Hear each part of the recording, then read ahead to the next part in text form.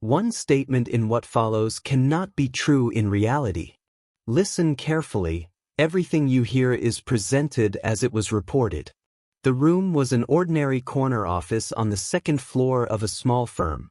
The incident window is the 15-minute span between 10 p.m. and 10:15 p.m., recorded on the building log as the only relevant period. The office has a single door onto a short corridor.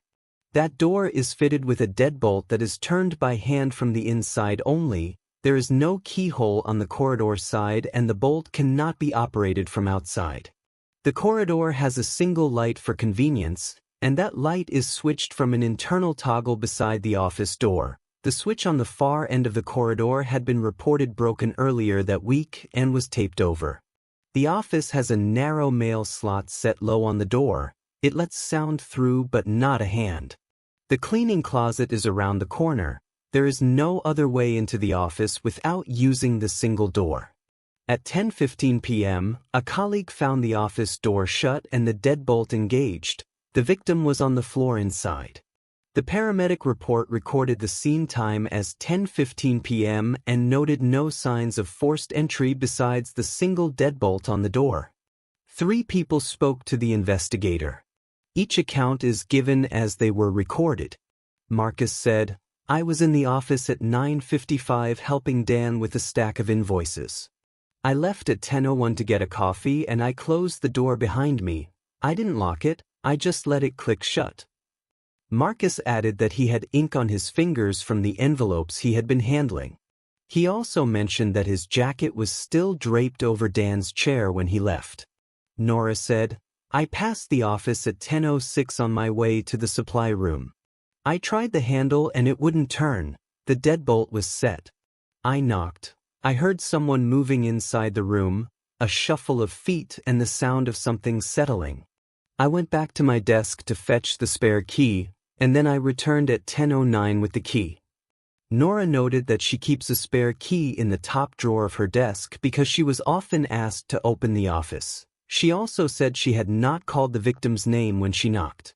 Kara said, "I was the last to leave the office. I left at 10:04 and I stood in the corridor for a while talking on the phone. I did not go back in after I left."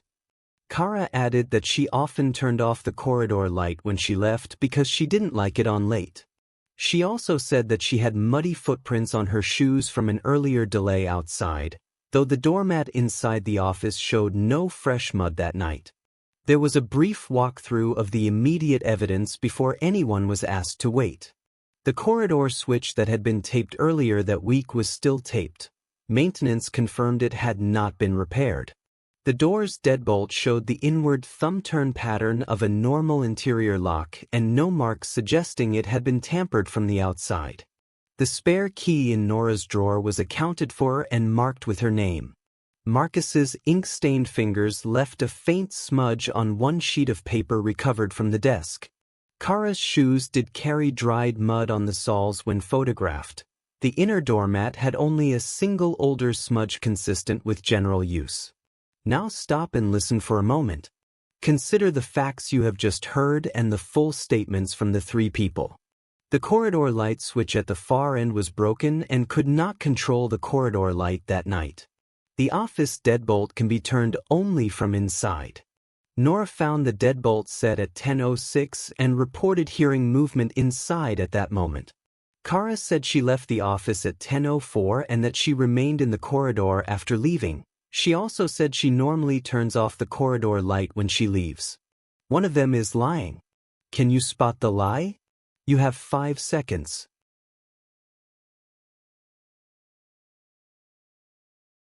The culprit is Kara. The relevant constraints are these. The deadbolt on the office door can be moved only from the inside, and Nora found that deadbolt engaged at 10:06 after she knocked and heard noise inside. Combine those constraints with Kara's statement that she left the office at 10:04 and remained in the corridor and did not go back inside. If the deadbolt was engaged at 10:06 and the bolt can only be turned from inside, then someone inside the room must have manipulated the bolt or at least been present and able to move inside features that would explain the sounds Nora described. Kara's claim that she was outside the room the whole time therefore requires both that the bolt be engaged at 10:06 and that no one inside could have engaged it then. Those two cannot both be true together. Under the stated facts, the bolt's engagement at 10:06 implies an action from inside the room at that time, and Kara's claim places her outside and not the agent of that action. That combination is impossible. Comment below if you have spot the lie.